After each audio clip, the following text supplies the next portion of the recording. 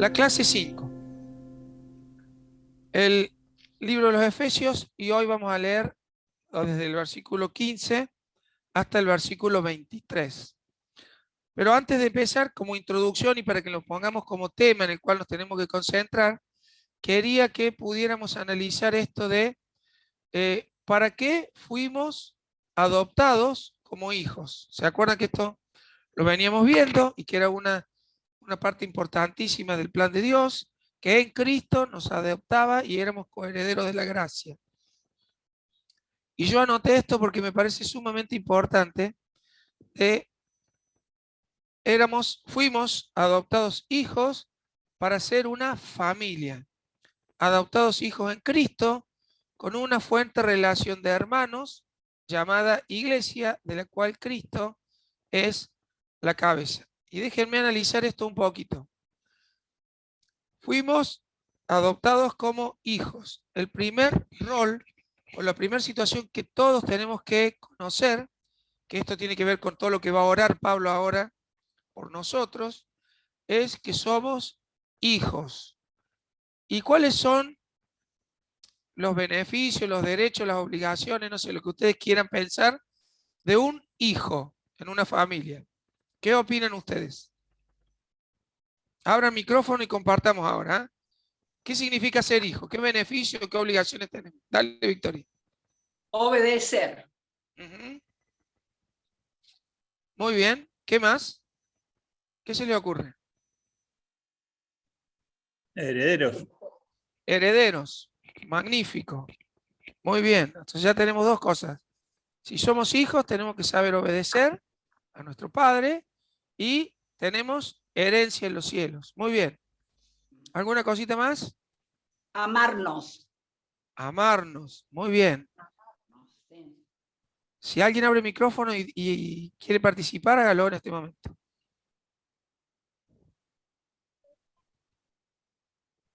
También puede ser honrar. ¿Sí? Honrar. Hay muchas cosas para honrar. Muchas cosas. No, honrar al Padre, o sea, es la relación de honra con nuestro Padre. Bien. Pero también el Padre nos enseñó la relación de honra en familia, por ejemplo. Honra a tu padre y a tu madre. O sea, la honra es una cualidad de ser hijo, ¿sí, señor? Sí, sí. O sea, hay Miguel, un principio de honra que gobierna, o sea, es esa diferencia del empleado. El empleado correcto, tiene otro correcto. principio. Y por eso nos estamos enfocando en ser familia. Miguel, ¿vos estabas por decir algo, me pareció? Sí, dije respetarlos, pero Ok, estamos en lo mismo. ¿Cómo? Estamos en ese concepto, muy bien. Fíjense lo que yo escribí. La primera situación, adoptados hijos. Tenemos que entender que cumplimos un rol, un papel de hijos, para ser una familia. Y esto es importante porque esto es con la visión que vamos a leer todo lo que sigue en este curso. La familia que Dios había pensado con sus hijos es la iglesia, ¿sí? Adoptados hijos en Cristo con una fuerte relación de hermanos, llamada iglesia, la cual Cristo es la cabeza. Toda relación de gobierno está basada en Cristo, que es la cabeza de la iglesia. A veces pensar en que somos hijos y estamos en una relación directa con Dios a través de Jesucristo es maravilloso. Pero ¿cómo pensamos ahora en la relación de hermanos? La iglesia. Entonces el desafío es poder pensar que todo lo que Dios preparó para mí como hijo, también lo preparó para mi hermano como hijo. Y lo que tenemos que ver usando esta relación de familia es que todos los hijos van madurando, van creciendo en tiempos distintos. A veces los chicos tienen etapas en las que son muy estudiosos, muy educados, más rebeldes, se portan muy bien, no tan bien, no toman decisiones, sí toman decisiones, nos honran, no nos honran a los papás. Bueno, la familia de la iglesia es bastante parecida en esto, ¿no? Cada uno de nosotros vamos creciendo, el objetivo es que todos lleguemos a la estatura de Cristo, a formar el carácter de Cristo en nuestras vidas, pero todos vamos siendo parte de distintos procesos y vamos viviendo distintos procesos a lo largo de nuestra vida, ¿sí?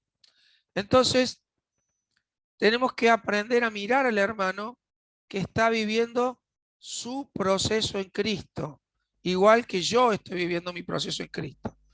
Más allá de los años que vengamos a la iglesia o el rol que nos toque cumplir en la iglesia, todos somos hijos y tenemos una relación de hermanos, que es la iglesia, cuya cabeza es Cristo, y esa relación en el hermano también tiene que estar basada en el amor, el respeto, la honra y la obediencia también, porque esa es la familia y esas son las instrucciones que Dios nos dio. Con esa mirada vamos a empezar a leer. Así que yo les pido a algunos de ustedes ahora, para que yo no gaste tanta voz, si pueden leer, si lo quieren leer desde aquí, o lo leen desde su Biblia, en Efesios 1, desde el 15 hasta el 19, que es lo que vamos a analizar en esta primera media hora. Aquí está en la pantalla. Si lo quieren leer y alguien me ayuda, les agradezco. Dale, te ayudo. Por esta causa, también yo, habiendo oído de vuestra fe en el Señor Jesús y de vuestro amor para con todos los santos, no ceso de dar gracias por vosotros, haciendo memoria de vosotros en mis oraciones, para que el Dios de nuestro Señor Jesucristo, el Padre de gloria, os dé espíritu de sabiduría y de revelación en el conocimiento de Él, alumbrando los ojos de vuestro entendimiento, para que sepáis cuál es la esperanza a la que Él os ha llamado y cuáles las riquezas de la gloria de su herencia en los santos, y cuál la superiminente grandeza de su poder para con nosotros los que creemos según la operación del poder de su fuerza. Muy bien, gracias Andrés. Esta oración que está haciendo Pablo es tan profunda, es tan fuerte, es tan doctrinal, es tan teológica, que vale la pena analizarlo.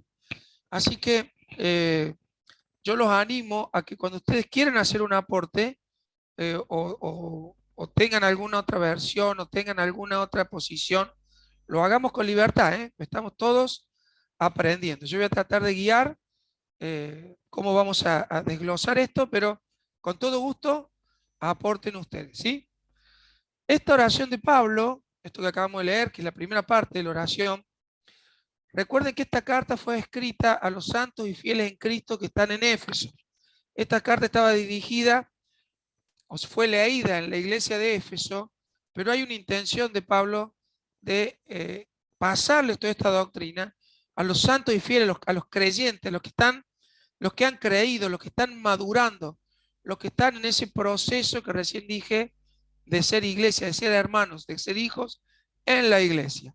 Él les escribe porque les está terminando de consolidar la doctrina que él mismo le había enseñado años antes cuando estuvo fundando y pastoreando la iglesia en Éfeso, ¿sí?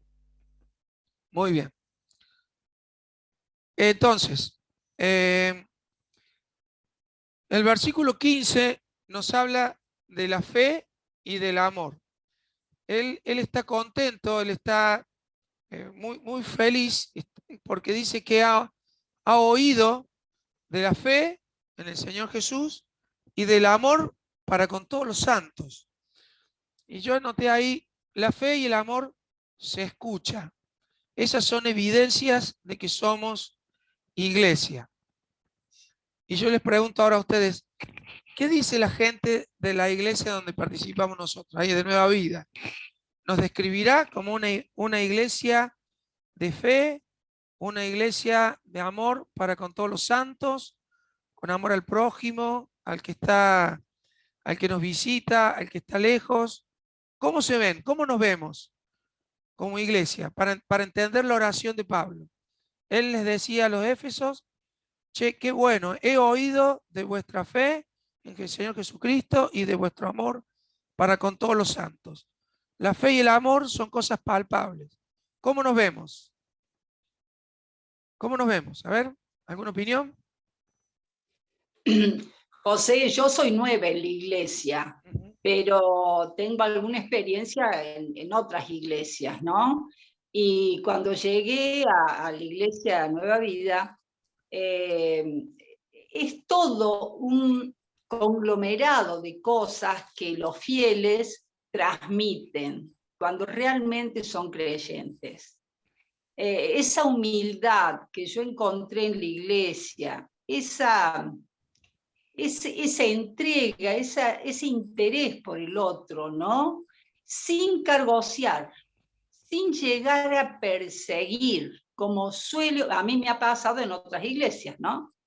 Eso realmente para mí fue valiosísimo, valiosísimo, porque le dan espacio a la persona que se vaya ubicando, que vaya escuchando, que vaya viendo, y la verdad que uno ahí recién puede hacer una evaluación en el marco de lo que vos estás preguntando. Mi respuesta por lo que llevo ahí en Nueva Vida es bellísima. Yo me siento muy cómoda, me siento muy amada, me siento muy considerada, inmerecidamente, porque yo francamente no sirvo para nada ahí, pero bueno, yo me siento muy bien y los veo amorosos a todos, amorosos, te digo la verdad, yo los abrazaría a todos y todo el tiempo me encanta la palabra que tienen, me encanta cómo estudian la palabra antes de darle el día domingo. Veo compromiso en las distintas áreas que no las conozco profundamente, pero veo el compromiso, por ejemplo, en el área de mujeres. Impresionante, Elba, todo lo que hace y toda la gente que la acompaña verdaderamente. Así que mi mirada es esa, mi mirada es esa. Bueno, gracias, Victoria. Hermosa opinión. Muchas gracias. Carlos, ¿quería opinar? Sí, pastor, no, yo quería decir que no hemos orado para entregar la Ah, reunión al Señor. bueno, estaba esperando que llegara más gente y ahora que somos muchos podemos orar. Tenés razón. Valioso aporte, Carlito. ¿Podrías orar, Carlos? ¿Nos hace el favor? Por favor, es un placer. Vamos entonces. Padre de Dios, encomendamos esta reunión, Señor, delante de tu presencia, para que tú estés con nosotros, tú estés tocando nuestros corazones, tú estés hablándonos, tú estés restaurándonos, Señor, para que podamos seguir avanzando, seguir obedeciéndote y ser fieles a ti, Señor. Gracias, Señor, por el pastor Cabace, que ha separado un tiempo, Señor, más allá de que está así, Señor, con enfermedad, Señor, que tú lo bendiga y le dé la fuerza para que pueda hacer esta reunión. En el poderoso nombre de Jesús, amén y amén. Amén, Señor. Amén. Gracias, Carlos. Gracias. Y buena observación. Así que gracias. Muchas gracias. Bien. El amor y la fe son parte de la misma moneda. No sé si dos caras o la misma cara, pero no pueden ir separados la fe y el amor. O sea, a través del amor vamos a demostrar nuestra fe y nuestra fe nos va a llevar a profundizar en el amor. Así que si vemos cosas que en la iglesia no se están oyendo sobre la fe y el amor, tenemos que esforzarnos y pedir al Señor que nos dé más sabiduría para que siempre expresemos fe y que siempre estemos en amor, ¿no? Con todo lo que eso implica. Bueno, muy bien. El versículo 16, Pablo está orando y dice que no cesa de dar gracias por los que están en Éfeso. Si bien antes habíamos dicho que había algunos problemas en Éfeso, por lo cual había alguna diferencia entre judíos y griegos, algunas doctrinas, cuando estudiamos lo que era Éfeso como ciudad, vimos que era una ciudad netamente religiosa, politeísta, llena de sacrificios, era un lugar difícil para desarrollar espiritualidad o la buena espiritualidad. Entonces, Pablo estuvo ahí, lo formó, pero después que él se fue, sin duda aparecen cositas. Y esa era una de las cosas que motivaba su carta. Pero él ora por ellos, pero no está expresando en esta oración ninguna cosa fea, no está expresando lo mal que se portan. Y a mí me llamó mucho la atención, no ceso de dar gracias por vosotros, haciendo memoria de vosotros en mis oraciones. O sea, Pablo oraba por la iglesia de Éfeso con una actitud de oración. Y esto a mí me despertó mucha inquietud, porque qué bueno que está entender este concepto de orar no solo para pedir, sino desarrollar el dar gracias. ¿Está bueno pedir? Sí, claro que sí. Y eso también es parte de la relación con el Padre. Pedir por los otros que están pasando necesidad o por alguien que está enfermo, como me está pasando hoy a mí. Pero orar en todo tiempo, estar presente en las oraciones unos de otros, más allá de cómo esté cada uno. Más allá de esto, si el que se está portando mejor o no, tenerlo en cuenta en las oraciones. Si está muy bien, tenerlo en cuenta en las oraciones. Y esto me pareció un ejemplo de la oración de Pablo que es muy digna de entenderla y sobre todo para el liderazgo de estar en esto de no cesar de dar gracias en las oraciones y estar valorando o pidiendo o rogando o dando gracias misma por las actividades o por las situaciones que atraviesa cada uno de sus miembros, ¿no? Oran, aunque ellos estén bien, Pablo oraba por ellos. Para que el Dios de nuestro Señor Jesucristo, el Padre de gloria, os dé espíritu de sabiduría y revelación en el conocimiento de Él. Y ahora sí hace una petición, Pablo. Y esto está buenísimo. Pablo pide que a la iglesia de Éfeso, a los santos y fieles allí, espíritu de sabiduría y revelación en el conocimiento de Él. Petición concreta, no pidió por bienes materiales, no pidió por enfermedades, sino que en lo que Él está desarrollando, lo que Él les quiere expresar, pide a Dios para que les dé espíritu de sabiduría. Si yo les pregunto, y nos recordamos del proverbio, que dice que el principio de la sabiduría es el temor de Jehová, ¿sí? Entonces Él está pidiendo sabiduría, revelación, que en ese temor de Dios que deben tener o debemos tener como hijos, podamos llegar a tener revelación en el conocimiento. Y este es el gran misterio, conocer a Dios, conocer lo que Él había pensado desde el principio, desde antes de la fundación de los tiempos. Puse ahí, cuando se alcanza esta sabiduría y conocimiento de Él, es cuando nos posiciona en el rol de hijos y de hermanos. Y vuelvo a insistir, que cada uno de nosotros está en proceso. Cuando el Señor se nos revela y la palabra que está escrita, la palabra ya está, ya la tenemos, pero cuando se nos revela y nos da ese conocimiento para tener un entendimiento, ahora vamos a hablar del entendimiento, de lo que estamos viviendo como hijos, es lo mismo que tiene que vivir mi hermano. Es lo mismo que necesito ayudarlo a crecer. Y ahora vamos a ver todo lo que podemos hacer para que como iglesia, como cuerpo de Cristo, por eso estoy repitiendo mucho porque necesito que nos entre la visión de esto es la iglesia. Yo como hijo, mi hermano como hijo, juntos somos iglesia. ¿Sí? Muy bien. Pide Pablo espíritu de sabiduría y revelación en el conocimiento de Dios. Y cuando alcanzamos esto, nos posiciona como hijos y como hermanos. Cuando tengo un hermano que está flojito de conocimiento, que está pasando por una prueba, yo necesito ser iglesia con él. Necesitamos ser iglesia con él. Mis dones, Dios me los dio no para posicionarme en nada, los dio para perfeccionar a los santos, a la iglesia, a la obra. ¿Está bien? Entonces, este es el conocimiento adquirido. Ser hijos, ser hermanos, relacionarnos, ser iglesia. Cristo cabeza, Cristo gobierna. ¿Sí? Cada uno de nosotros en el rol que nos toque estar, somos importantes. Revelación significa que se ha quitado el velo para que el misterio, que ya está escrito en la palabra, que fue revelado a los apóstoles, sea comprendido no por nuestro razonamiento cultural, nuestro razonamiento intelectual, nuestro razonamiento lógico, sino con la fe de un niño, ¿sí? Miren la intención de la palabra y lo que expresa el apóstol Pablo, de la importancia de tener ante el Señor y entregarnos.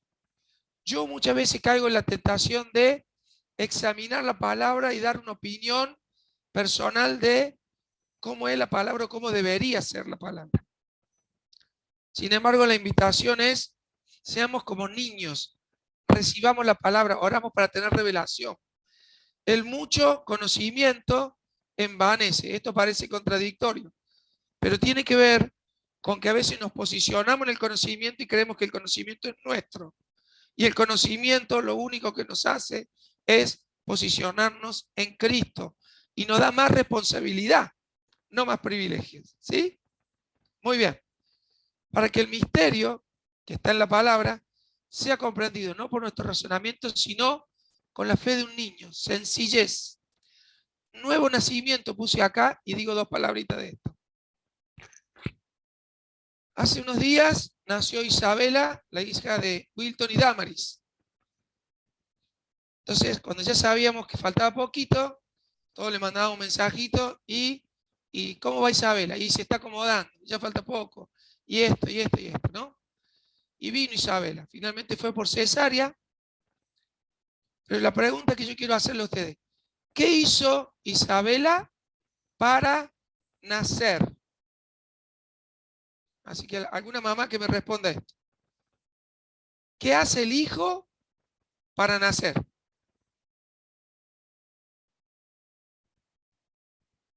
Alguien que diga algo. Nada, nada, nada. Nace. Llegó su Nace. momento. Lo único que puede hacer es acomodarse para salir, para cuando le llegue el momento. Pero el hijo no hace nada. La mamá hará la fuerza, el médico hará lo que tiene que hacer, etcétera, etcétera. Pero entonces, el nacimiento, el nuevo nacimiento, es esto, es entrar en el conocimiento con la fe de un niño, sin nuestro intelecto puesto de manifiesto, sin estar, es necesario nacer de nuevo. ¿Y cómo puede ser que yo vuelva a entrar al vientre de mi madre? O sea, sin razonamiento. Dejemos que el Espíritu nos vaya guiando, enseñando, ministrando, ¿sí? Eso es el nuevo nacimiento.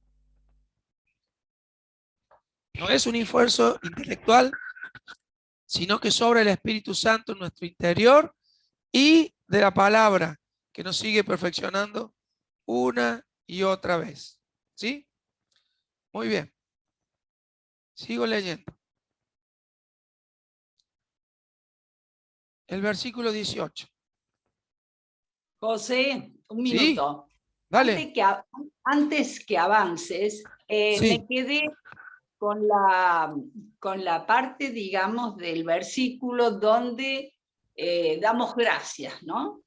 El tema Sí. de dar gracias a Dios. Sí. Y yo creo que eso nos viene solo, no lo tenemos ni siquiera que pensar, porque las cosas que nos ocurren son tan buenas en general, yo hablo por mí, que a mí me sorprenden y me sale solo gracia, porque es algo que no tiene otra reacción en mi vida. Es gracia. Gracias, Señor. Esto es insólito. Yo te pongo un ejemplo. Yo estuve 10 días en Buenos Aires. Fueron 10 días con sol, 10 días sin movilización gremial, 10 días donde pudimos pasear y ver cosas que queríamos ver, acompañadas por el Señor a todos lados, aún habiendo lugares agotados, le llegaron a regalar a mi hermana las que quisiera, ¿no es cierto? Bueno, yo estaba con mi hermana melliza, entradas a un lugar que nos estaba vedado porque estaba todo vendido. Vino alguien, las devolvió porque no podían concurrir. ¿Qué hizo? Antes de pasar a boletería, se las ofreció a mi hermana. Nosotros ya las habíamos comprado. José, cosas que vos decís, gracias. así no hagas uso de eso, porque ya la tenías. Pero todo el tiempo fue así. Y a mí, realmente, yo solo tengo que pensar que el Señor está conmigo, no hay otra explicación. Lo más espontáneo es decir, Señor, gracias, gracias por tanto. Muy bien. Fíjate, Victoria, cuánto tenemos para agradecer individualmente, pero también resaltamos acá la actitud de Pablo de dar gracias por Por los los otros. hermanos, por los otros, ¿no? Y Sí. y a veces que por ahí es más fácil juzgar a otro No, que sin dar gracias egoísmo. por esa persona. Sin egoísmo, Claro. José. Ah, Pablo, claro, Pablo daba gracias por los hermanos de Éfeso, sin calificar, sin nada. Él daba gracias por la fe que tenían, sabía de los problemas que había, pero bueno, a él le llegaban noticias de que estaba aún así todo revuelto, pero que estaban prosperando, estaban de a poco prosperando, y oraba para que siguiera eso, obviamente. exacto. Y él era parte de esa transformación. Exactamente. En uno de los comentarios que leía de teólogos más actuales, hablaba que en este tiempo es una iglesia, la iglesia se caracteriza por orar poco, por no tener mucho tiempo de oración. Entonces a mí me gustó esto de no ceso de dar gracias. O sea, había una actitud permanente, Pablo, de orar y de tenerlo a los efesios en sus oraciones, en la memoria de sus oraciones. Seguimos con el 18. Alumbrando los ojos de vuestro entendimiento. Y ahora me detengo ahí un segundito, porque acá tenemos una acción de Dios que si Él no la hace, nunca va a haber revelación en nosotros. ¿Ah? Por más que yo estudie la Biblia, si yo no le pido al Señor que alumbre nuestro entendimiento, que venga revelación del cielo, siempre vamos a estar con estas complicaciones. No vamos a terminar de desarrollar el entendimiento. Y yo puse, para que nos los ilustráramos, ¿se acuerdan en el camino de Maús? Cuando Jesús se le aparece a dos muchachos, dos discípulos, que no eran de los 12, pero que iban por ahí, ¿se acuerdan la historia? Que compartieron un montón de cosas con él, no le reconocieron y le insistieron que se quedara con él en la casa. Y dice que cuando él oró y partió el pan, fueron abiertos los ojos de ellos. Se reveló su entendimiento, se alumbró su entendimiento. ¿Sí? Bueno, esto es una relación que necesitamos de Cristo, que nuestros ojos sean abiertos. Y me acuerdo del Salmo que dice, lámpara es a mis pies tu palabra, ¿no? Y lumbrera en mi camino. La palabra, la revelación de Dios de la palabra son los que producen que se abra nuestro entendimiento. No intelectualmente, sino espiritualmente. Porque yo intelectualmente puedo entender la palabra como una cantidad de requisitos, pero espiritualmente esa misma palabra me significa entender por los requisitos o por lo que fuera que está pasando mi hermano y cómo me responsabilizo por mi hermano, cómo le ayudo en su proceso, cómo me ayuda él. Para esto fueron dados los dones. Muy bien, que se alumbre nuestro entendimiento. ¿Para qué? Leo, ¿para qué? Para que sepáis cuál es la esperanza que Él os ha llamado. ¿Cuál es la riqueza de la gloria de su herencia en los santos? Y ahí me voy a detener porque esto es maravilloso. Que se alumbren los ojos de vuestro entendimiento. Necesitamos del Espíritu Santo. ¿Para qué? Esperanza es la virtud de esperar. La esperanza es la fe. Es esperar lo que no vemos, lo que no ha llegado. Tener certezas. La fe se traduce en confianza. La fe se traduce en fidelidad. Esto es Cristo. ¿Sí? ¿Alguno de ustedes puede buscar Colosenses 1:27 y lo lee fuerte, por favor?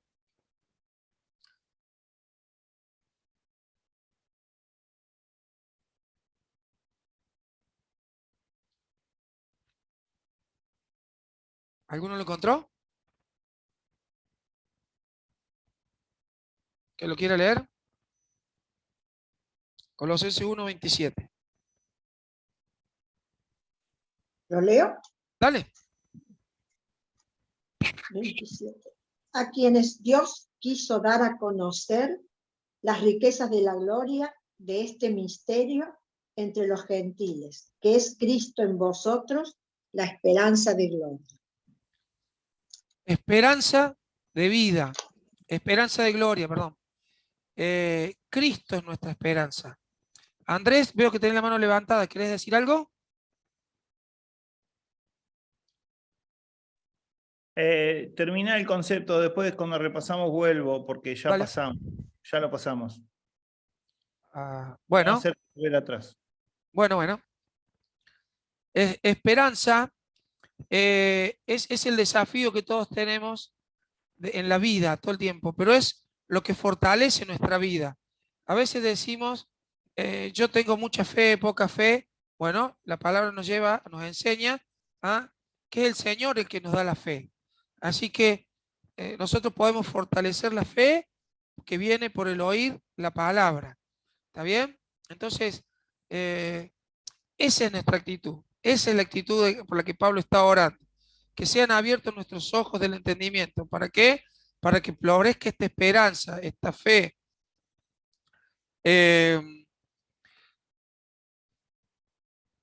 A la que Él os ha llamado. Y ahora presten mucha atención aquí. Y recién ahí en Norma que Cristo es nuestra esperanza, ¿sí? En Él está nuestra esperanza. En Él está la revelación de este misterio. Conocerlo a Él es lo que nos genera esta esperanza. ¿Para qué? Dice, ¿cuál es la esperanza? A que Él os ha llamado. ¿A qué fuimos llamados? ¿Para qué Dios nos llamó a nosotros? Para Victoria. darlo a conocer. Para darlo a darlo conocer. Llevar su palabra hasta el último rincón del mundo. Muy bien. ¿Qué más? Ahora los voy a desafiar a que todos abran el micrófono y digan algo. ¿Para qué nos llamó el Señor? Porque además hemos estado, es lo que vimos en la clase anterior también. ¿Para qué nos llamó? ¿Para qué nos llamó a ser parte de esa familia? ¿Para qué nos invitó a ser hijos? Nos adoptó como hijos. ¿Para qué nos reveló el misterio de estar en Cristo? ¿Mm? ¿Para qué? Para que prediquemos, dijo Victoria. Muy bien. ¿Qué más? Yo me anoté un montón de cosas. Para glorificar su nombre. Para glorificar su nombre, para alabarle. Muy bien. ¿Alguien más?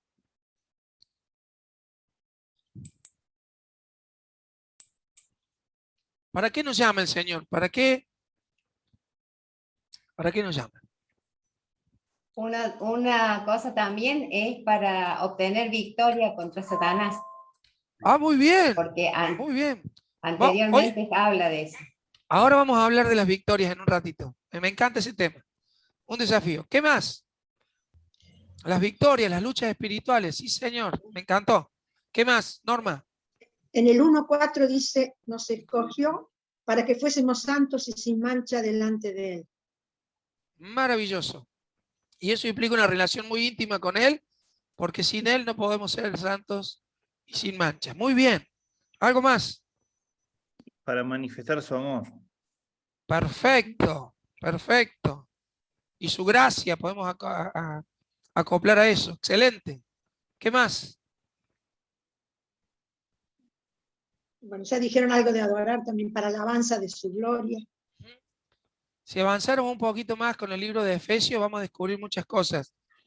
Cuando nos invita a que usemos los dones para edificar a la iglesia, eso fuimos llamados, eso nos hace ser parte del cuerpo de Cristo. Para alcanzar la unidad de la fe, Efesios 4, ya lo vamos a ver. Para todo esto hemos sido llamados. Entonces, para ser como Jesús, conocer la plenitud de su amor, para tener una conducta, bueno, muchas cosas más anoté ahí, pero ahora relacionémonos esto. Dice, para que sepáis cuál es la esperanza, cuál es nuestra fe, nuestra confianza puedes tener a la que Él nos ha llamado, para que hagamos todo esto, y tenemos esa esperanza que certifica, esa fe que certifica que todo esto lo que nos ha llamado a hacer es en Él, es por obediencia, es su mandato, es el llamado a ser iglesia. Y ahora bien, ¿y cuáles las riquezas de la gloria de su herencia en los santos? Acá hay muchas palabras para marcar y analizar un ratito. La palabra riqueza, gloria y herencia. Vamos a analizar esas tres, ¿sí? La gloria es valor, honra, poder, grandeza. La gloria es la manifestación visible de las virtudes o cualidades invisibles de una persona. Analicemos así ahora por este momento. La gloria es las virtudes de una persona, lo que nos dan gloria, ¿sí? En las virtudes de Dios quedamos maravillados, como nos contaba Victoria, recién no puedo creer lo que está pasando. Nos maravilla la virtud de Dios. La gloria de Dios la revela toda la creación. Cuando vemos la creación nos revela la gloria de Dios. Y Hebreos 1:3 y dice que Él, Jesucristo, es el resplandor de su gloria. La virtud de Dios Padre es Jesús, que Él nos muestra toda su gloria. Quien conoce al Hijo, conoce al Padre, ¿sí? Y Juan 1:14 dice que vimos su gloria como la gloria del unigénito del Padre. ¿Está? Jesús nos está manifestando la gloria del Padre en todo tiempo. Estar en Cristo nos va a manifestar la gloria y vamos a ver cosas que ojo no vio ni oído oyó. Esto es maravilloso, ¿no? Y también en Colosenses había marcado que dice que en Él habita toda la plenitud de la deidad, de la divinidad de Dios. Todo eso está en Cristo. Entonces, mientras más descubramos a Cristo, nos relacionamos con Él, la plenitud de Dios se hace, la gloria de Dios se hace cada vez más, más presente en nuestra vida, la podemos disfrutar mejor. Eso es gloria. Gloria son las virtudes, la grandeza, ¿sí? Analicemos por un segundito la palabra herencia. A ver, salté. Bueno, herencia es todo lo que reciben los hijos de los padres, ¿sí? No me lo gané por ser hijo, recibo la herencia, ¿sí? Y al haber sido adoptados en Cristo, tenemos la misma herencia que Jesús, ¿está? Todos los privilegios, toda la gloria de Jesús sentado en su trono, no ha sido por voluntad de Dios, por su bondad absoluta, por su propio gozo presente para cada uno de nosotros. Cuando esto empieza a tomar dimensión en nosotros, nuestra vida tiene que producir cambios. La riqueza. Cuando hablamos de riqueza, mi mente de contador o de empresario, de emprendedor, siempre se sitúa en los recursos, en lo que tengo, cuánto puedo disponer para un proyecto. Ahora que estamos con lo de la construcción, estamos analizando con cuántos recursos contamos para poder empezar la edificación en tiempo, en forma, en el momento. Bueno, esos son los recursos. Los recursos que nos da la riqueza, ya sea para invertir, ya sea para gastar, o ya sea para estar cómodos, no sé. Pero yo quiero que ahora pensemos esto. Todos los recursos de la virtud de Dios, de lo que hemos heredado, ¿dónde dice que están? ¿Dónde dice el versículo que están? En los santos. En los santos. Y esto para mí es revelador. Porque todos los recursos, toda la riqueza de la gloria, de la herencia, en los santos. Por eso nos viene hablando de que se te abran los entendimientos para que entiendas con esta esperanza, para que entiendas a qué fuiste llamado y que además de eso el Señor nos está dando toda la riqueza de la gloria de su herencia en los santos.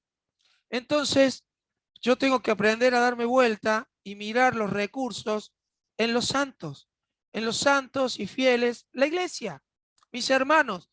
Por eso arranqué hablando de la relación de hijos y de la relación de hermanos. Ahí está. ¿A dónde están los dones?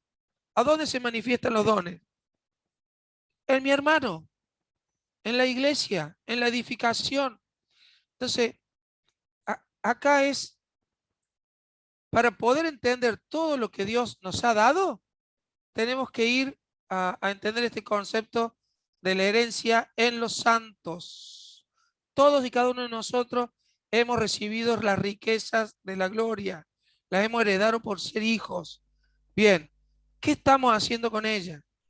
Quizás puede tener que ver con recursos económicos, posiblemente sí. ¿Tiene que ver con tus dones? Absolutamente sí. Tiene que ver con qué parte del cuerpo sos y cómo está funcionando. Ahora a mí me viene fallando un poco la garganta y la verdad me altera un montón. Ayer se me había cerrado el pecho y me costó un montón. Me tuvieron que inyectar para que se me aflojara el pecho. O sea, cada parte de mi cuerpo, bien concertado, bien en funcionamiento, nos hace iglesia, ¿sí? De esto ya lo sabemos bien. Entonces, recuérdese esto. ¿Dónde están nuestros recursos? En el pastorado. No, señor. En los maestros, no sé, en los músicos. En todos hay un poquito. En los santos. Ahí está la gloria. Ahí nos hace iglesia. Ahí cabeza es Cristo. Esto funciona concertado así. Y esto es lo que Pablo le está enseñando a los efesios y a nosotros también, ¿sí? Y por si fuera poco, y como no es fácil de que Pablo lo pueda expresar, y me gusta lo que dijo Victoria de cómo se maravillaba y no podía otra cosa más que decir gracias.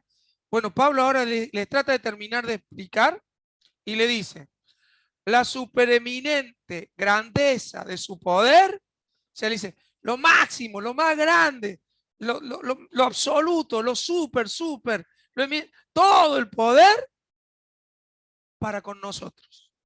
¿Para quiénes? Para los que creemos. Según vos no haces nada, según la operación del poder de su fuerza, su soberanía, lo que Él quiso hacer. Lo que Él quiso hacer. ¿Está? Hacemos una conclusión acá y le dejo a Andrés que quería decir algo. Todo lo que Pablo le está diciendo y orando por los santos, le está enseñando cómo tiene que funcionar la iglesia cuando son abiertos los ojos del entendimiento y el poder, la revelación de Dios, los recursos de Dios, la gloria de Dios se manifiestan en los santos, en nosotros, en los que hemos creído. Y ahí es cuando este entendimiento y este conocimiento llega, maduramos. Entonces, no nos peleamos por una luz que quedó apagada o quedó prendida. ¿Está bien? Nos ponemos la carga los unos de los otros y damos paso de esperanza en mi llamado, en nuestro llamado, hacia esa gloria, hacia esa gratitud, hacia esa alabanza de que el Señor nos permita ser iglesia. ¿Bien? Andrés, ¿querías decir algo? Sí. Repasando un poquito, quizá me vuelvo hasta la clase, hasta los versículos anteriores. Dale. Hasta el 14, Pablo está diciendo, Dios hizo algo grande con nosotros. Eso grande es un misterio que estaba escondido, pero es grande y poderoso. Eso creo que es básicamente y dice las razones por las que los hizo. Esas las vimos ya. Luego, ahora en este versículo 15 hay como un detalle de lo esencial. Dice, entonces, sabiendo que ustedes tienen fe, que es la llave de acceso a esto, y su fe no es una fe que no produce nada, no es una fe, una superstición, sino que es una fe que se manifiesta en hechos de amor. Por eso hay fe y veo amor, sabiendo que ustedes tienen eso, que es lo básico. Entonces yo doy gracias y oro al Señor para que les dé espíritu de sabiduría y revelación. Y acá es donde yo quería por ahí repreguntarte o ver de reexpresar la palabra de que nos posiciona. Porque lo que me da la impresión es que nosotros necesitamos la sabiduría y el conocimiento para entender esa posición que ya nos dio, de las que nos describen hasta el versículo 14. Entonces, es verdad, nos posiciona porque tomamos posesión de lo que vamos entendiendo. Desde ese punto de vista es cierto, pero la posición ya la tenemos enteramente. Esto es lo que veníamos hablando también en otras clases, de todo lo que ya tenemos, pero Claro. todavía no está. Entonces, a medida que el conocimiento nos va sorprendiendo, nos va siendo revelado, nos posiciona de otra forma, ¿no es cierto? Sí. Y que la otra cosa es que no es un conocimiento y revelación de un flash. O sea, es más bien un sinfín del campo, un chimango o una escalera, digamos, para hacer, o sea, es escalón por escalón, o sea, vamos de gloria en gloria, vamos entendiendo lo que Dios hizo y creo que no lo vamos a entender completamente hasta que no estemos allá. La dimensión total de la gloria de la obra del Señor Jesús a la que nos ha llamado, eso de que nos ha sentado en lugares celestiales, no lo vamos a entender hasta que no estemos en el lugar celestial viendo qué significa todo. Exacto. Eso, lo vamos entendiendo progresivamente, ¿no? Entonces, ese proceso de iteración en el conocimiento y en la revelación ocurre solamente en el ámbito de la iglesia. No ocurre en el living de casa solo. O sea, no nos va a caer la revelación y nos va a alumbrar si solamente estamos sentados en el sillón del living de casa. O sea, hay que interactuar con los hermanos y hay que vivir la iglesia para entender más plenamente eso. Absolutamente, Andrés.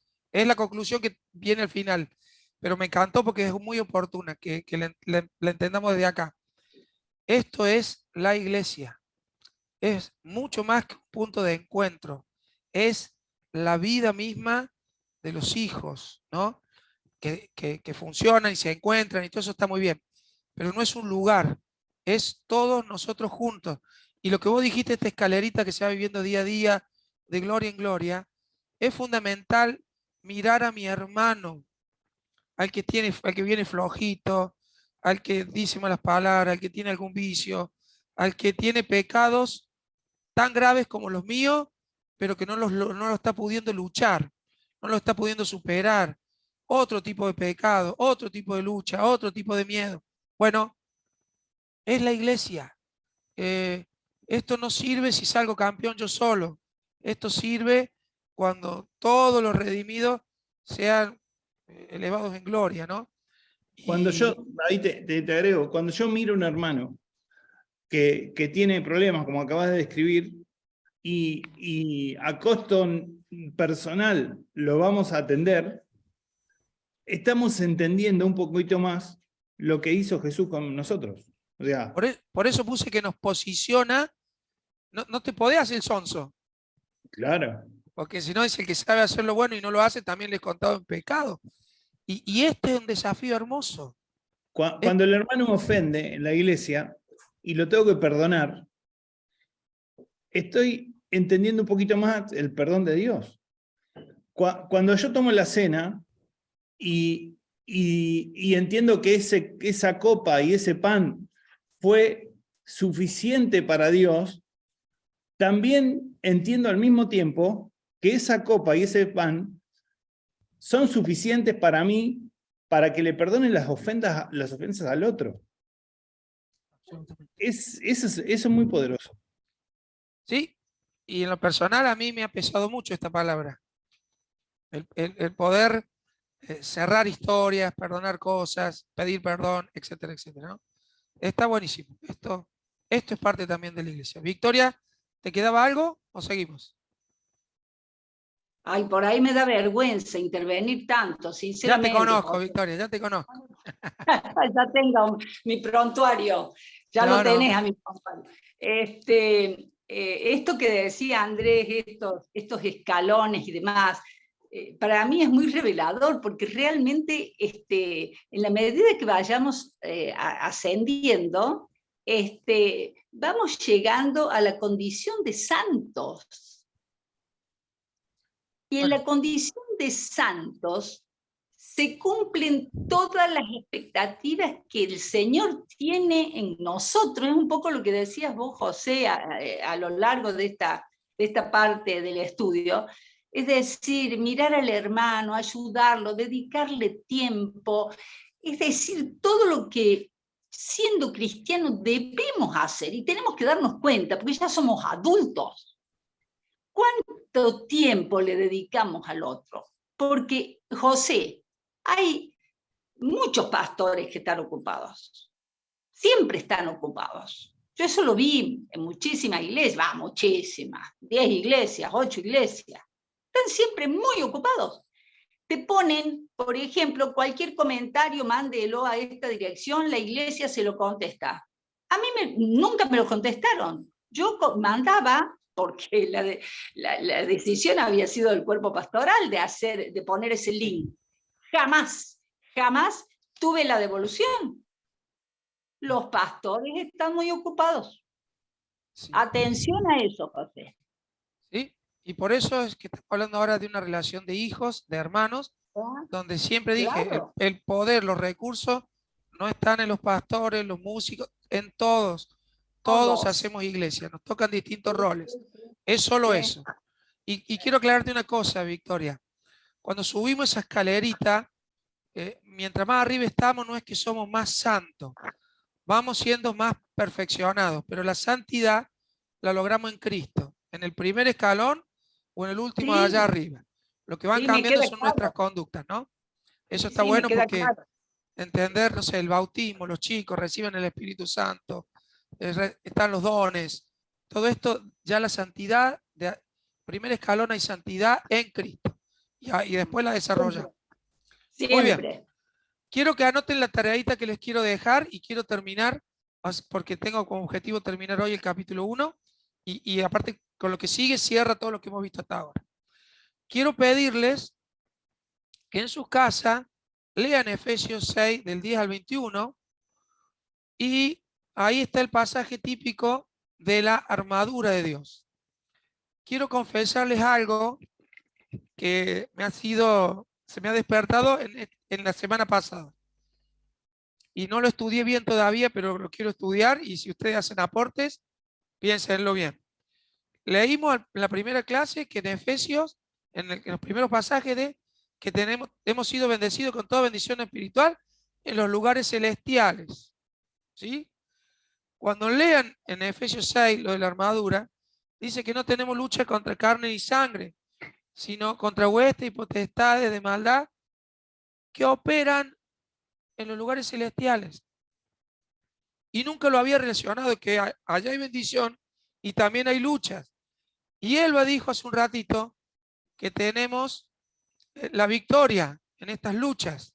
Entonces, bueno, quiero que lo analicemos y si van un poquito al libro de Job y se acuerdan cuando Dios le dice a Satanás de dónde viene, de morar la tierra, ¿no has visto a Job? Sí. Y hay ciertas charlas, ciertos diálogos que no son aquí en la tierra, que Dios no está habitando la tierra, está en lugares celestiales, donde Satanás tiene ciertos permisos para pasar. No tiene potestad, pero tiene permiso. Porque tiene funciones. Otro día hablamos de esto porque es bien complicadito. ¿Está bien? Ángeles y todo esto. Pero evidentemente hay luchas, hay situaciones. Y como Dios le concedió permisos a Satanás para que operara en la tierra. ¿Está bien? Entonces, leamos esto, lo repensemos bien. Yo también lo voy a estudiar más profundo. Y después cuando veamos lo de la armadura, quiero que me digan qué cosas de toda la armadura es para defensa y cuáles son para atacar. ¿Está bien? Eso lo vemos en la clase que viene. Terminemos ahora con el versículo 20 en adelante. Andrés, ¿querés terminar de leer? Ya que venía leyendo muy bien. Dale. La cual operó en Cristo, o sea, estamos hablando de la supereminente grandeza de su poder, ¿verdad? Exacto. La cual operó en Cristo resucitándole de los muertos y sentándole a la diestra en los lugares celestiales, sobre todo principado. ¿Puedo repetir algo? Estamos hablando de la supereminente grandeza del poder que actúa en nosotros. Ojo con eso. La cual operó en Cristo resucitándole de los muertos y sentándole a su diestra en los lugares celestiales. Sobre todo principado y autoridad y poder y señorío y sobre todo nombre que se nombra no solo en este siglo, sino también en el siglo venidero. Y sometió todas las cosas bajo sus pies y lo dio por cabeza sobre todas las cosas a la iglesia, la cual es su cuerpo, la plenitud de aquel que todo lo llena en todo. Este pasaje nos golpea, nos rompe todo, es gloria, ¿no? Vamos a tratar de desmenuzarlo un poquito. La cual operó en Cristo, este superpoder, esta supergrandeza para con nosotros, esta operación del poder de su fuerza, la que operó en Cristo. El Padre operó en Cristo resucitándolos de los muertos, que ahí está nuestra redención, ¿sí? El poder del Padre operó en Cristo sentándolo a su diestra.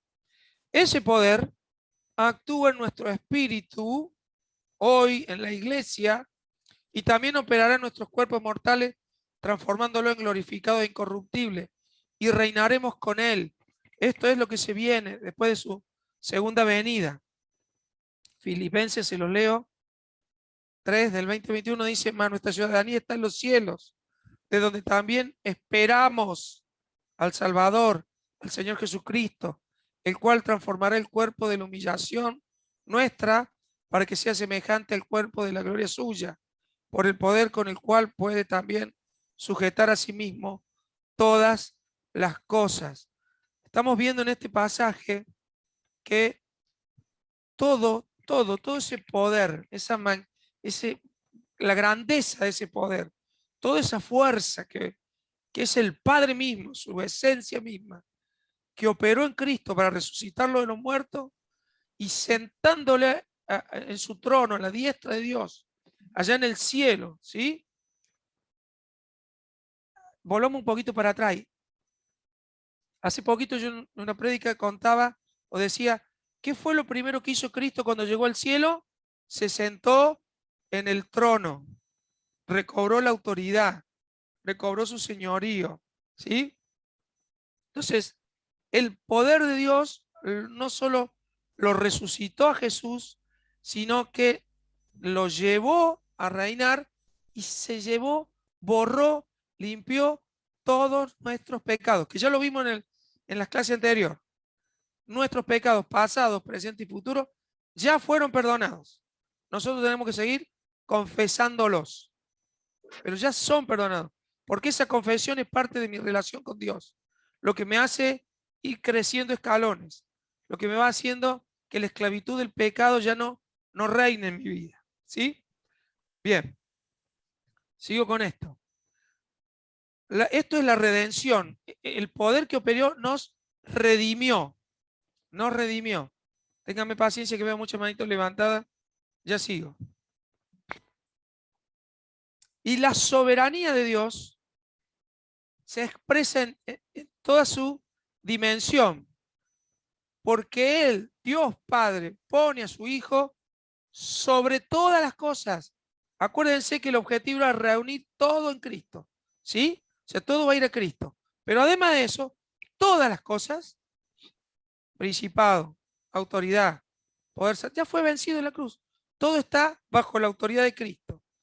Cristo es la máxima autoridad por siempre. Y yo escribí esto: sentado en su trono, es señal de que recuperó el señorío que perdió Adán, ¿sí? Y es esta señal que Cristo, ubiquémonos como si fuera otra vez en el Cronos, murió, descendió, fue hasta allá arriba y después vino a la tierra y resucitó. ¿Está bien? O sea, se fue primero, bueno, por ahí dije, metí lo resucitó. Cuando resucitó, subió y después vuelve a bajar cuando ya se deja tocar. Y se sentó en el trono. Y después le dice a los discípulos, toda potestad me es dada, arriba y abajo, en los cielos y en la tierra. Y ese poder es el que delega en nosotros.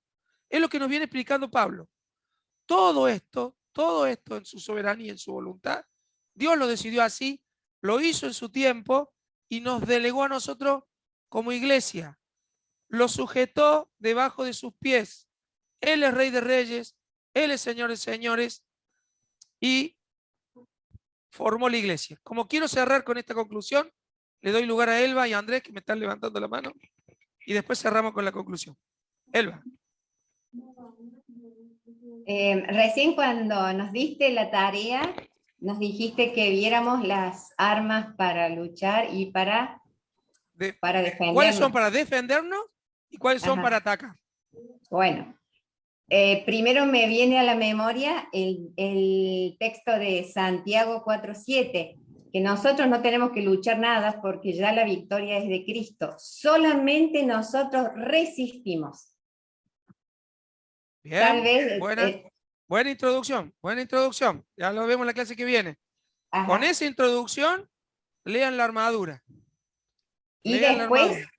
y después sería tal vez en un vuelo de pájaros ver los 3 cielos, que es ahí donde está la batalla más grande, ¿no es cierto? Y es donde se unen a veces los ángeles del Señor y los emisarios del enemigo, ¿no? En el segundo Bien. cielo, el tercer cielo no, porque es la gloria de Dios, pero en el segundo cielo, en la atmósfera, ahí es cuando las guerras espirituales son las que hay que batallar y resistir. Muy bien, buenísima introducción. Buenísima introducción. Con esa introducción de Elba, leamos del 6 día al 20 y buscamos la respuesta a la clase que viene. Andrés. Sí, yo vuelvo a este tema de la supereminente grandeza de su poder. A mí me parece algo maravilloso que tenemos que leer una vez y muchas, porque Dios, la Biblia nos enseña que Dios nos eligió, bueno, de hecho está escrito acá en Efesios, que desde antes de la fundación del mundo este plan estaba ocurriendo.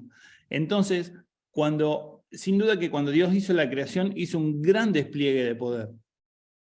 Porque de la nada se formó toda la materia, todo lo que conocemos. Todavía estamos tratando de llegar al fin del espacio y entender la grandeza de lo que es la creación. Y nosotros nos maravillamos ante la inmensidad de las sierras, del mar, de las montañas. Bueno, hay mucha manifestación del poder de Dios a nuestro alcance. Pero la cúspide, el clímax de la manifestación del poder de Dios fue cuando Jesús resucitó. Ese fue el bombazo más grande. Y me gusta que analicemos, al menos rápidamente, qué poderes fueron derrotados ahí. Porque a mí me consuela saber que en la resurrección de Jesús, por ejemplo, fue derrotado el poder de la religiosidad, representada por los fariseos y los que tenían negocios en el templo. El poder político y el poder político del Imperio Romano y el poder de los ejércitos de las personas. Eso, la capacidad de hacer violencia que tenemos los humanos, eso fue derrotado porque el Imperio Romano no pudo contener la resurrección, ni taparla, ni ocultarla. Fue derrotada la muerte, porque la muerte no pudo retener a Jesús. Y fueron derrotadas los principales potestades y todo esto que describe acá.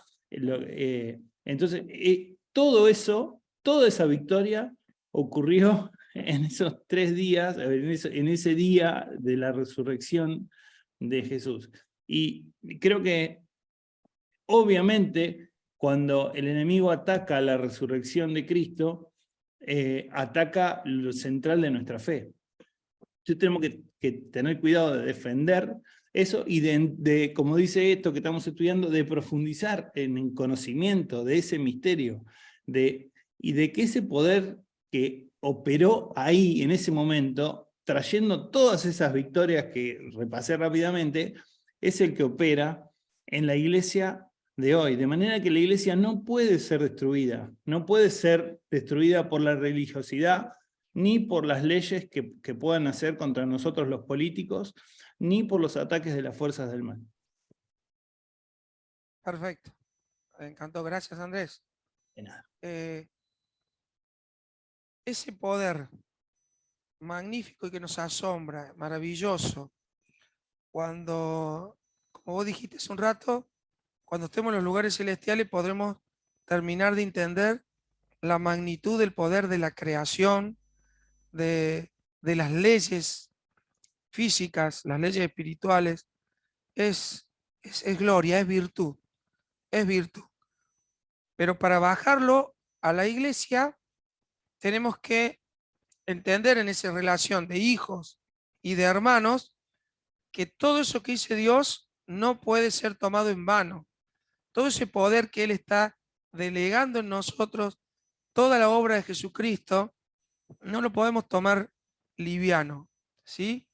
Es lo que recién decía, nos posiciona cuando lo entendemos, cuando es abierto nuestro entendimiento, para ser hijos, para ser iglesia. Y lo valoro así como un gran desafío. Déjenme terminar con estas conclusiones, porque ya se nos pasó el tiempo. Y yo había puesto acá, que sujetó todo a sus pies, ¿sí? Y se lo entregó a la iglesia, como dice el pasaje. Sometió todas las cosas bajo sus pies y lo dio por cabeza sobre todas las cosas a la iglesia, a través de Jesucristo. Todo eso viene a la iglesia, la cual es su cuerpo, la plenitud de aquel que lo llena en todo, que todo lo llena en todo. Déjenme cerrar con esto, por favor, que es muy importante. Todo ese poder, todo eso, todo es el haber sometido todas las cosas bajo la autoridad de Cristo. Todo lo puso bajo sus pies y lo dio a Jesucristo, todo ese poder, por cabeza de la iglesia. ¿Está? La cual es su cuerpo, la plenitud de todo, de aquel que todo lo llena en todo. El poder vino a través de Cristo, y toda potestad me es dada en los cielos y la tierra, por tanto, id con esa potestad. ¿A dónde bajó toda esa potestad? A la iglesia. Y la pregunta es, ¿quién es la plenitud de aquel que lo llena todo? ¿Quién es la plenitud? Veamos la palabrita plenitud. ¿Quién es la plenitud?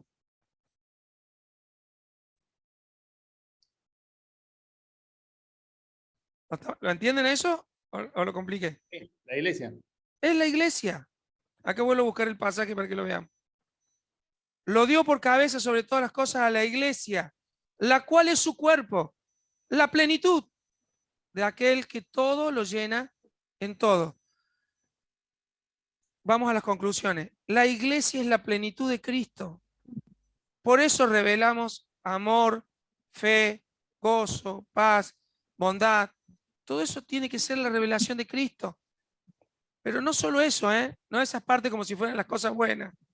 Manifestamos el poder de Cristo, está en nuestro poder, en nuestras manos, poder atar y desatar cosas. Todas las bendiciones, bueno, espera que tengo que ir un poquito más arriba. La iglesia, de todo lo que Dios le atribuyó a Cristo, quizás lo más importante es que fuera cabeza de la iglesia. Estoy concluyendo todo lo que recién dijo Andrés de lo que sucedió en aquel momento. Pero después de la resurrección, después de estar sentado en su trono, lo más importante de este misterio era que Cristo es cabeza de la iglesia. Es el que gobierna la familia que Dios quiso formar desde el principio. Cristo es la plenitud que llena, o sea, acá puse Cristo es la plenitud que llena todo.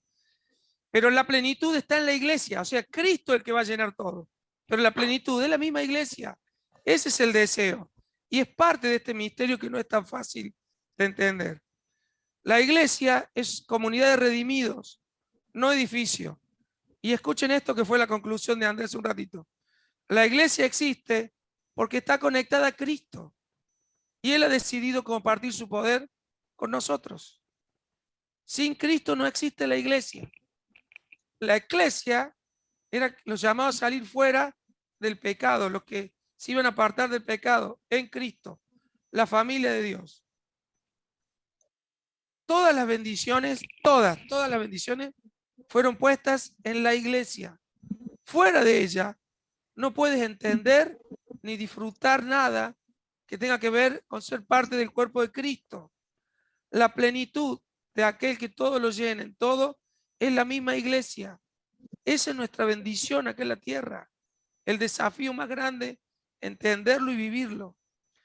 La importancia de la oración de Pablo es que nos enseña y nos recuerda de la esperanza a la que fuimos llamados. No habla de bienes materiales, pero sí de personas que son amadas y herederas de la gracia de Dios, que entienden el poder de Dios. Esto no está en el apunte, lo agregué ahora al final. Debería ser oración modelo para la iglesia, esta oración de Pablo. Orar unos por otros siempre, más allá si anda bien o anda mal la persona, el músico o el pastor. Creo que el gran desafío, la gran enseñanza de este pasaje es ser iglesia. Y solamente lo logramos en Cristo. En Cristo. Nuestra relación personal suma, pero nuestra relación entre hermanos es lo que define la plenitud de aquel que lo llena a todo, de aquel que todo lo llena en todo. ¿Sí? Ese, no menos que eso, es a lo que hemos sido llamados como iglesia. Que aparecen todas nuestras miserias, nuestros pecados, nuestras broncas, nuestros prejuicios. Es verdad. Sigamos trabajando. Estamos en proceso, pero disfrutemos de esta plenitud de Cristo en nosotros. Eso es ser iglesia. Eso es ser iglesia. Así que vamos cerrando acá. Vamos a orar por esto. Pero antes, no sé si alguien tiene alguna acotación más o alguna preguntita. Si no, cerramos acá.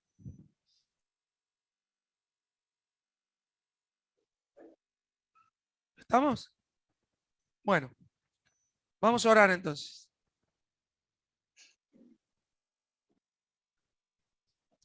Señor, el desafío de ser iglesia parece algo tan lejano, tan difícil de alcanzar cuando nos concentramos en nuestras propias fuerzas. Y hay cosas que ya nos diste para hacer y que tenemos que hacer con nuestras propias fuerzas. Pero cuando nos vamos a la centralidad, Señor, de la iglesia en Cristo, nos podemos relajar y nos podemos descansar de que ya está todo ganado, ya está la victoria en nosotros. Y que ese poder que actuó en Jesús para resucitarlo de los muertos, para sentarlo en el trono, hoy sigue vigente y es el mismo poder que nos invita, que nos regala, que nos abraza, que nos ama, que nos llena de gozo y que llena de gozo el cielo cuando lo recibimos y lo empezamos a vivir, y cuando tu Espíritu Santo nos va revelando cosas, nos abre el entendimiento, que nos movilizan para cambiar conductas, para subir esta escalerita que hablamos recién. Pero te ruego, Señor, que nos abras el entendimiento por sobre todas las cosas, a que esfuerzos individuales no sirven, que esto tiene que ver con ser hijos, ser hermanos, ser iglesia en Cristo. Señor, gracias por dirigirnos, porque solos no hubiéramos podido. Gracias porque vos sos el que manda. Nosotros como hijos nos esforzamos por ser obedientes y aún así nuestra obediencia no alcanza. Pero en ti somos justificados.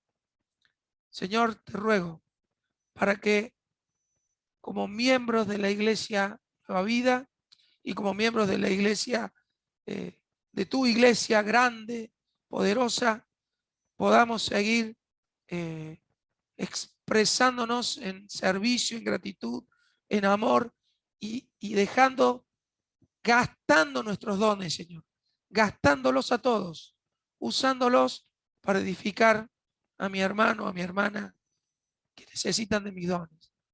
Que aquel que no tenga la convicción del poder y de los dones que vos has derramado en su vida, Señor, hoy te ruego en el nombre de Jesús que sean abiertos los ojos de su entendimiento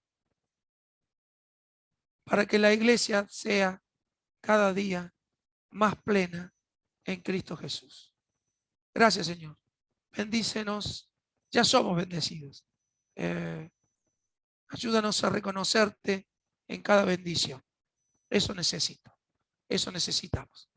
Gracias, gracias, gracias. En el nombre de Jesús. Amén.